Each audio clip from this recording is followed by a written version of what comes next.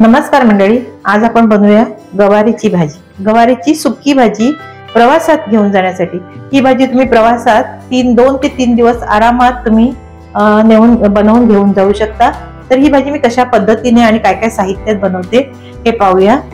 ही मी घेतलेली आहे अर्धा किलो पेक्षा थोडी कमी गवार घेतलेली आहे आणि ती तोडून आणि स्वच्छ धुवून घेतलेली आहे आणि अशी बारीक अशी ती तोडून घेतलेली आहे। आणि त्याच्यासाठी मी मसाले काय काय वापरलेले आहेत ते पण पाहूया। मोहरी घेतलेली आहे पाव चमचा, जिरं पाव चमचा, गुळ घेतलेला आहे। गवार असल्यामुळे थोडस पित्त होतं गवारीने, म्हणून त्यामध्ये गुळ घातलं तर पित्त होत नाही। आवडत असेल तर घाला, नाही घातलं तर हरकत नाही। हिंग घेतलेला आहे, मीठ चवीनुसार, हळद पाव चमचा, अर्धा चमचा लाल तिखट, 1 चमचा तीळ घेतलेले आहेत आणि दाण्याची कूट घेतलेली आहे हे 4 ते 5 चमचे एवढी, आणि कोथिंबीर। इतकं साहित्य ह्यासाठी लागणार आहे। कांदा वगैरे घालायचा नाही कारण प्रवासात न्यायची म्हणून।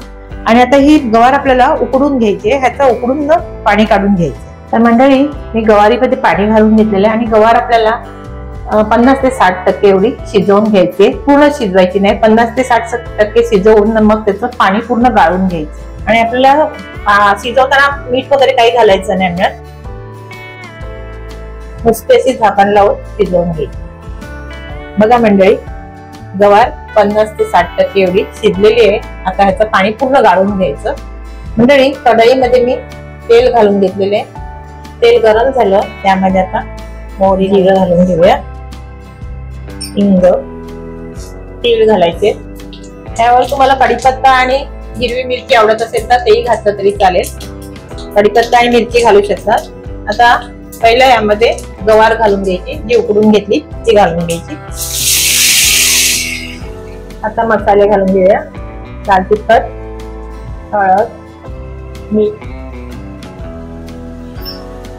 आता मिक्स करायचे आणि त्याला झाकण थोड्या वेळ लावायचं आहे आणि मग झाकण काढून शिजवून घ्यायचे। आता 60 ते 70% आपण शिजवलेली आहे आणि थोडीशी शिजायची बाकी आहे आणि पूर्ण कोरडी करून घ्यायची। त्यातला पूर्ण मॉइश्चर घालवून टाकायचं आहे। जर आपल्याला प्रवासात ही न्यायची आहे ना, तर जर घरी बनवणार असतील तर थोडीशी ओलसर राहिली तरी हरकत नाही घरच्या खाण्यासाठी, पण प्रवासात नेण्यासाठी तुम्हाला एकदम कोरडी करून घ्यायची। तेव्हाच ती 2 ते 3 दिवस आरामात व्यवस्थित राहते, खराब होत नाही। आणि तुम्ही माझ्या चॅनलवर नवीन असाल, माझे चॅनल सबस्क्राईब केलं नसेल तर प्लीज सबस्क्राईब आणि लाईक शेअर करायलाही विसरू नका। आता यामध्ये कोथिंबीर आणि दाण्याची कूट आहे ती शेवटी घालायची।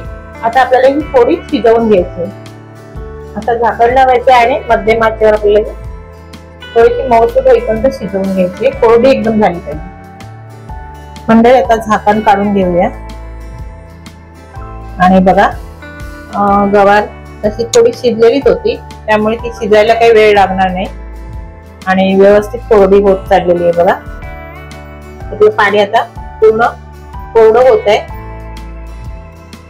बघा, प्रवासात जायला मस्त ही गवारची भाजी होते आणि चपाती सोबत छान ही भाजी प्रवासात तुम्ही घेऊन जाऊ शकता। आणि यामध्ये फक्त तुम्ही अजून फक्त कढीपत्ता ऍड करू शकता आणि हिरवी मिरची। आता आपण कोथिंबीर घालून घेऊया आणि कोथिंबीर पण पूर्ण कोरडी होईपर्यंत गवारी सोबतच कोरडी करून घ्यायची।